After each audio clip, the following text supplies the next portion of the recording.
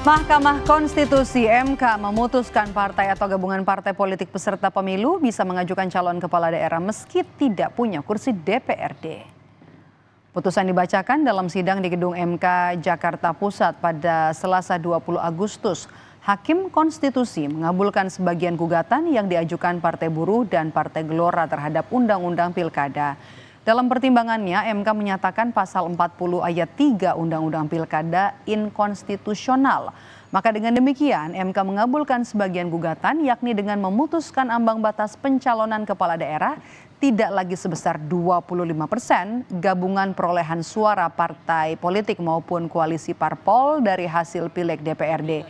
Kini ambang batas pencalonan kepala daerah partai politik disamakan dengan pencalonan kepala daerah jalur independen sebagaimana diatur dalam pasal 42 dan 42 Undang-Undang Pilkada. Partai politik atau gabungan partai politik peserta pemilu dapat mendaftarkan pasangan calon jika telah memenuhi persyaratan sebagai berikut. Untuk mengusulkan calon gubernur dan calon wakil gubernur, A. Provinsi dengan jumlah penduduk yang termuat pada daftar pemilih tetap sampai dengan 2 juta jiwa, partai politik atau gabungan partai politik peserta pemilu harus memperoleh suara sah paling sedikit 10% di provinsi tersebut.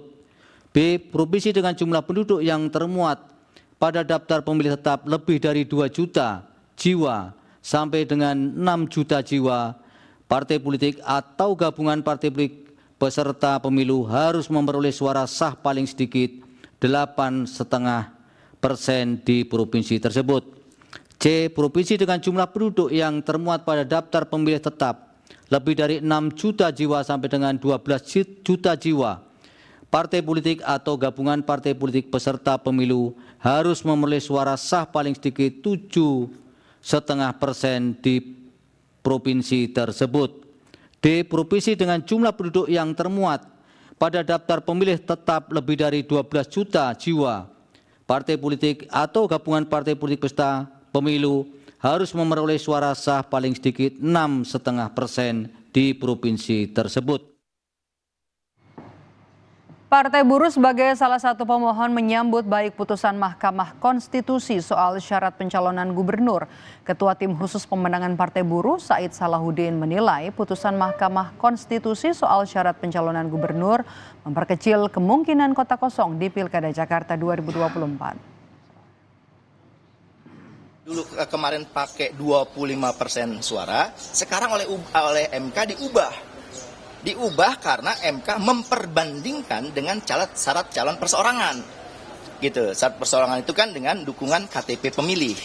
Nah, oleh sebab itu yang paling make sense menurut MK itu harus dilihat kepada besaran populasi, jumlah penduduk dihitung pada DPT-nya, orang yang berhak memilih, DPT-nya berapa, dalam range berapa, maka ditentukan angka threshold-nya. Artinya angka threshold tidak lagi 25% seluruh Indonesia, tapi akan berbeda-beda sesuai dengan besaran jumlah DPT di setiap daerah. PDI Perjuangan juga menyambut baik putusan Mahkamah Konstitusi yang menyatakan partai politik tanpa punya kursi di DPRD dapat mencalonkan kandidat kepala daerah. Ketua DPP PDIP Eriko Sotarduga menyebut putusan ini berpotensi membuka jalan PDIP mengusung kandidat sendiri di Pilkada Jakarta. Soal peluang nama, PDIP telah mengantongi sejumlah nama, salah satunya adalah Anies Baswedan. Bahwa kita bisa maju sendiri, betul ya? Artinya bisa maju mengusung sendiri pasangan calonnya. Nah, tentu ini kan harus dipertimbangkan. Apakah kami mengajukan calon sendiri? Itu sudah pasti kalau itu. Apakah calon gubernurnya, ataukah calon wakil gubernurnya, ataukah kedua-duanya? Nah, ini belum diputuskan. Nah, apakah dalam hal ini, nanti pasti pertanyaan teman-teman nih, apakah Pak Ahok, apakah Pak Anies, apakah siapa lagi? Iya? Pak Hendra Priyadi. Nah, ini kita harus matangkan.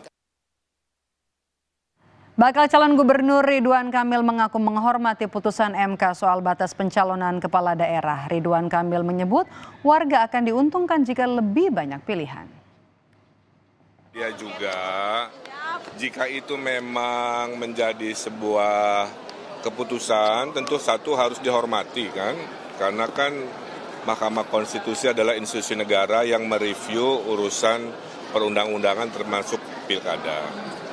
Kalau itu bisa membuat lebih banyak lagi calon-calon pilkada di seluruh Indonesia, termasuk di Jakarta, yang diuntungkan adalah warga.